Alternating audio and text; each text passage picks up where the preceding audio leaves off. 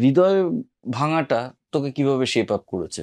এতদিন বুঝিনি, কারণ একটার পর একটা একটার পর একটা, খুব বেশি নয়। I am hmm. 24, so I have had like 3 serious relationships for a good amount of time since I was 18 or 17.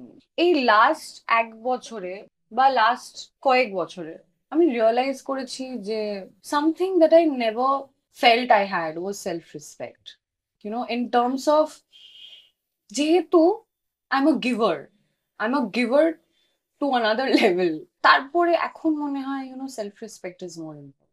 তুমি যদি একটা সম্পর্কে নিজে 10,000% দাও, যে অপোজিট যে আছে আরেক সেই সম্পর্কে, সে তো ভালো লাগবেই, তার সে তো সেটাকে অ্যাকসেপ্ট করবেই। But I think no matter তুমি কত ভালোবাসো, আমি এখন প্রচুর জ্ঞান দিচ্ছি, জানি এগুলোর একটাও একটাও আমি পারবো না আবার যদি প্রেমে পড়ি, কিন্তু আমার মনে হয় একটু ডিস্টেন্স থেকে ভালোবাসা উচিত, নয়তো ইট উইল